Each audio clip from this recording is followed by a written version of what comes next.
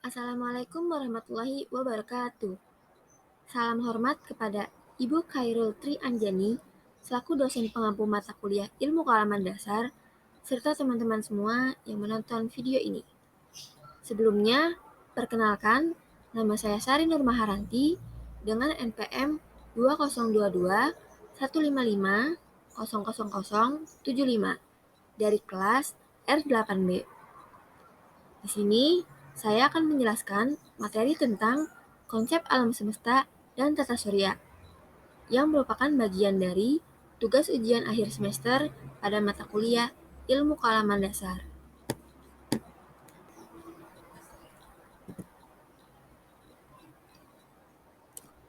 Oke, jadi sebelum kita masuk ke materi inti, yuk kita pahami dulu latar belakangnya. Alam semesta itu sebenarnya sangat luas loh, bahkan bisa dibilang hampir tidak terbatas. Di dalamnya terdapat begitu banyak benda-benda langit, seperti bintang, planet, galaksi, asteroid, komet, dan masih banyak lagi. Nah, salah satu bagian kecil dari alam semesta itu adalah tata surya, yaitu tempat kita tinggal sekarang. Di dalam tata surya inilah terdapat matahari sebagai pusatnya dan 8 planet yang mengelilinginya, termasuk planet bumi yang menjadi tempat kita tinggal sekarang. Lalu, kenapa sih kita perlu mempelajari alam semesta dan tata surya? Yaps, karena dengan mempelajarinya, kita jadi lebih memahami berbagai fenomena yang sering kita lihat, seperti pergantian siang dan malam, gerhana matahari maupun gerhana bulan, serta pergerakan planet. Selain itu, ilmu tentang alam semesta ini juga berperan penting loh dalam perkembangan teknologi, misalnya satelit, navigasi, hingga eksplorasi luar angkasa. Tidak hanya itu teman-teman, mempelajari materi ini juga melatih kita untuk berpikir secara logis, kritis, dan ilmiah dalam memahami berbagai peristiwa yang terjadi di sekitar kita.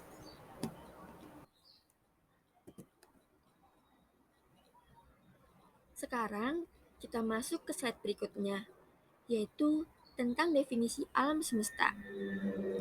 Nah, sebenarnya apa sih yang dimaksud dengan alam semesta? Alam semesta adalah seluruh ruang dan waktu yang mencakup semua benda-benda dan energi yang ada. Di dalamnya terdapat berbagai benda-benda langit, seperti galaksi, bintang, satelit, planet, asteroid, dan masih banyak lagi. Jadi, bukan hanya benda-benda yang bisa kita lihat dengan mata atau teleskop, tetapi juga objek-objek yang hingga saat ini masih terus dipelajari oleh para ilmuwan. Yang menariknya nih, alam semesta itu ternyata tidak diam loh. Berdasarkan hasil penelitian, galaksi-galaksi yang ada di alam semesta itu terus bergerak saling menjauh. Hal ini menunjukkan bahwa alam semesta itu masih terus berkembang sampai sekarang. Penemuan ini menjadi salah satu bukti bahwa alam semesta itu terus mengalami perkembangan dari waktu ke waktu. Makanya, mempelajari alam semesta ini penting banget supaya kita tahu sebenarnya kita ini ada di bagian yang sangat kecil dari sesuatu yang sangat besar. Kalau kita bayangkan, bumi yang menjadi tempat kita tinggal sekarang ternyata hanyalah bagian yang sangat kecil dari alam semesta yang begitu luas. Karena itulah, mempelajari alam semesta ini sangat penting. Selain menambah pengetahuan, kita juga lebih tahu posisi bumi di antara miliaran benda lainnya. Sekaligus menyadari betapa luar biasanya ciptaan Tuhan yang masih terus dipelajari hingga saat ini. Nah, selanjutnya kita akan membahas tentang asal-usul alam semesta. Salah satu teori yang paling dikenal untuk menjelaskan bagaimana alam semesta itu terbentuk adalah teori Big Bang.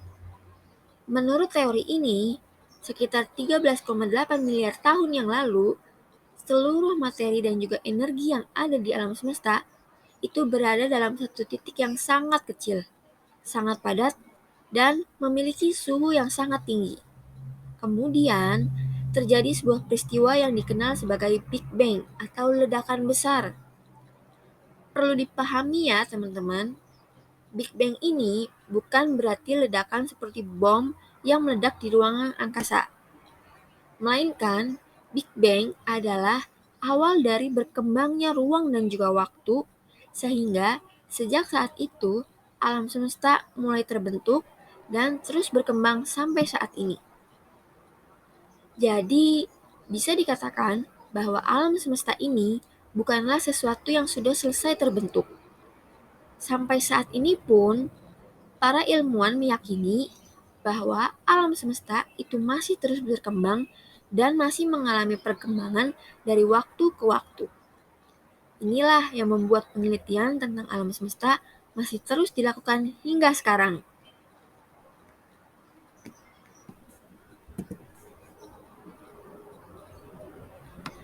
Nah, setelah kita memahami asal-usul alam semesta, sekarang kita masuk yuk ke pembahasan berikutnya, yaitu tentang definisi tata surya. Tata surya merupakan sebuah sistem yang terdiri atas matahari sebagai pusatnya dan berbagai benda-benda langit yang mengelilinginya. Benda-benda langit inilah meliputi 8 planet, satelit, asteroid, komet, serta benda-benda langit lainnya. Semua planet, termasuk bumi tempat kita tinggal sekarang nih, bergerak mengelilingi matahari pada jalur yang disebut dengan orbit. Meskipun bergerak terus-menerus, setiap planet itu memiliki lintasan yang teratur sehingga tidak saling bertabrakan. Hal ini terjadi karena adanya gaya gravitasi matahari yang menjaga setiap planet tetap berada pada orbitnya masing-masing. Jadi, bisa kita simpulkan bahwa matahari ini memiliki peran yang sangat penting sebagai pusat dari tata surya. Tanpa matahari, sistem tata surya tidak akan berjalan sebagaimana mestinya, dan kehidupan di bumi tidak akan dapat berlangsung sampai sekarang.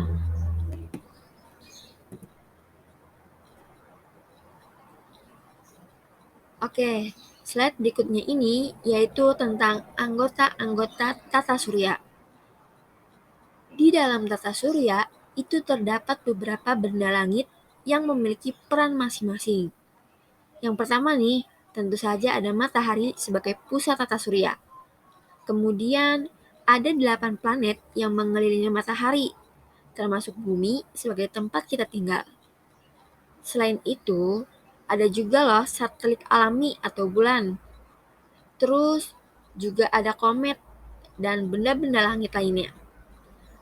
Masing-masing anggota itu memiliki karakteristik dan juga fungsi yang berbeda-beda. Misalnya nih, planet bergerak mengelilingi matahari pada jalur yang disebut dengan orbit. Sementara itu, satelit alami seperti bulan itu bergerak mengelilingi planet. Asteroid merupakan benda langit yang berbentuk batuan yang sebagian besar berada di sabuk asteroid. Sedangkan komet adalah benda langit yang tersusun dari es, debu, dan batuan. Ketika komet mendekati matahari, kita dapat melihat ekornya yang bercahaya.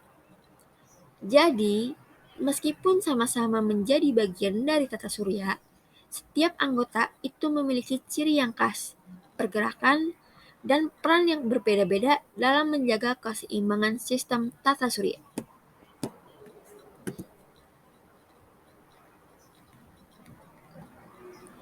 Nah, sekarang kita akan membahas salah satu anggota dari tata surya yang paling penting, yaitu matahari. Matahari merupakan pusat dari tata surya. Semua planet, termasuk bumi, bergerak mengelilingi matahari karena pengaruh gaya gravitasi yang dimilikinya. Selain menjadi pusat tata surya, matahari ini juga merupakan sumber energi utama berupa cahaya dan panas yang sangat dibutuhkan oleh kehidupan di bumi. Cahaya matahari ini membantu tumbuhan melakukan fotosintesis untuk menghasilkan makanan dan oksigen. Sementara itu, panas matahari itu menjaga suhu bumi tetap sesuai sebagai makhluk hidup dapat bertahan hidup. Tanpa matahari ini teman-teman, bumi akan menjadi gelap, sangat dingin, dan hampir tidak mungkin mendukung kehidupan seperti yang kita kenal sekarang. Jadi, bisa kita simpulkan kalau matahari itu memiliki peran yang sangat penting, tidak hanya sebagai pusat dari tata surya, tetapi juga sebagai sumber energi yang memungkinkan kehidupan di bumi dan dapat terus berlangsung.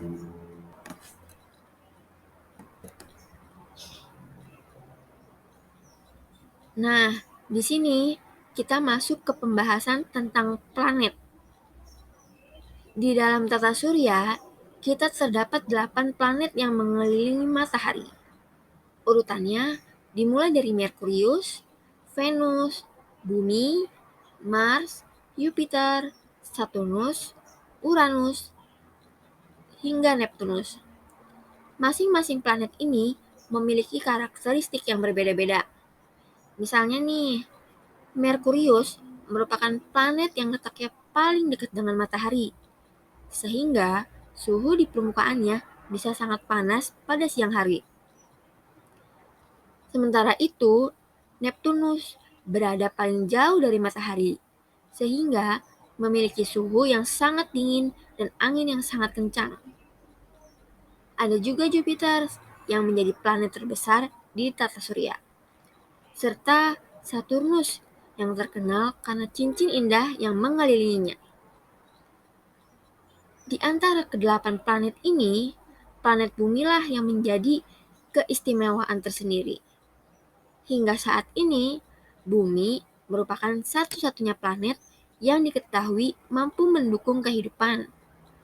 Hal itu karena bumi memiliki air, udara, dan suhu yang sesuai untuk makhluk hidup. Jadi, meskipun semua planet berada dalam satu sistem tata surya, masing-masing memiliki ukuran, kondisi, dan karakteristik yang berbeda. Keunikan inilah yang membuat tata surya menjadi semakin menarik untuk dipelajari.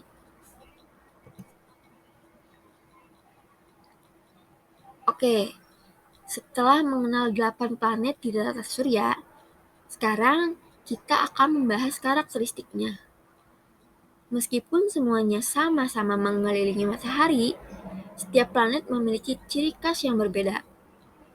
Secara umum, planet-planet di tata surya itu dibagi menjadi 2 kelompok, teman-teman, yaitu planet dalam dan planet luar.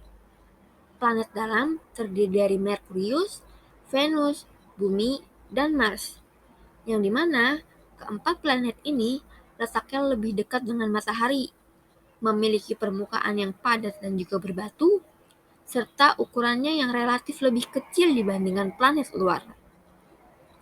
Sementara itu, planet luar yang terdiri dari Jupiter, Saturnus, Uranus, dan Neptunus itu memiliki ukuran yang jauh lebih besar. Planet-planet ini juga berada lebih jauh dari matahari, dan sebagian besar tersusun atas gas serta es. Karena itulah, planet luar ini sering disebut sebagai planet raksasa. Jadi, perbedaan utama antara planet luar dan planet dalam dapat kita lihat dari letaknya terhadap matahari, ukurannya, serta komposisi penyusunnya. Dengan memahami karakteristik setiap planet, kita bisa jadi lebih mudah mengenali keunikan masing-masing planet di dalam tata surya.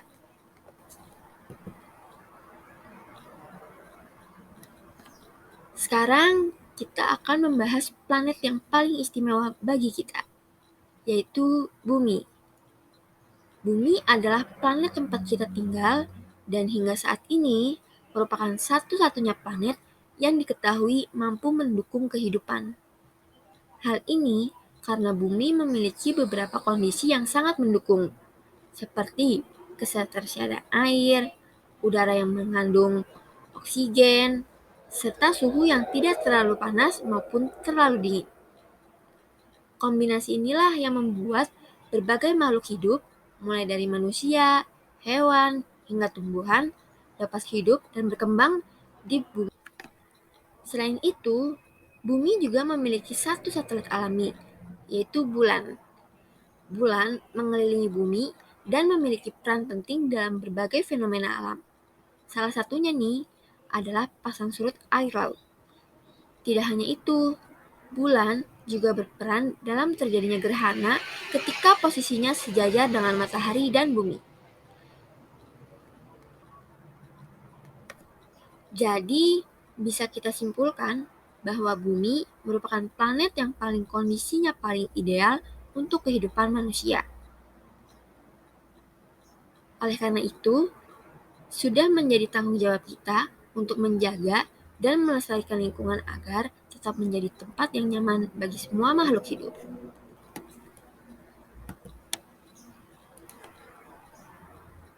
Nah, setelah kita mengenal anggota-anggota tata surya, sekarang kita akan membahas beberapa fenomena yang sering terjadi di dalamnya.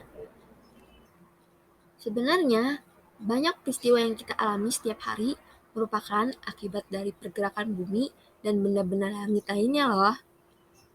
Fenomena yang pertama adalah rotasi bumi, yaitu perputaran bumi pada porosnya. Rotasi ini berlangsung selama sekitar 24 jam dan menyebabkan terjadinya pergantian siang dan malam. Selanjutnya, ada revolusi bumi, yaitu pergerakan bumi mengelilingi matahari. Revolusi ini berlangsung selama sekitar 365 hari, atau kisaran 1 tahun, dan menjadi penyebab terjadinya pergantian musim di beberapa wilayah di dunia. Selain itu, ada juga fenomena gerhana matahari dan gerhana bulan. Gerhana matahari ini terjadi ketika bulan berada di antara matahari dan bumi sehingga cahaya matahari menuju bumi itu tertutup.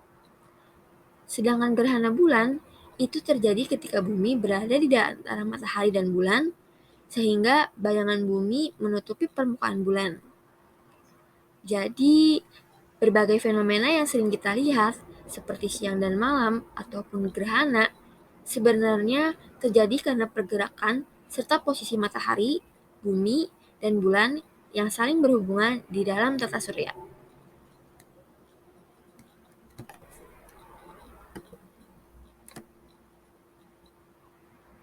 Nah, sekarang kita masuk ke pembahasan terakhir nih, yaitu manfaat mempelajari tata surya. Mungkin ada yang bertanya, sebenarnya apa sih manfaat yang bisa kita pelajari dari materi ini? Ternyata manfaatnya banyak sekali. Dengan mempelajari tata surya, kita menjadi lebih mengenal alam dan memahami posisi bumi sebagai salah satu planet yang mengelilingi matahari.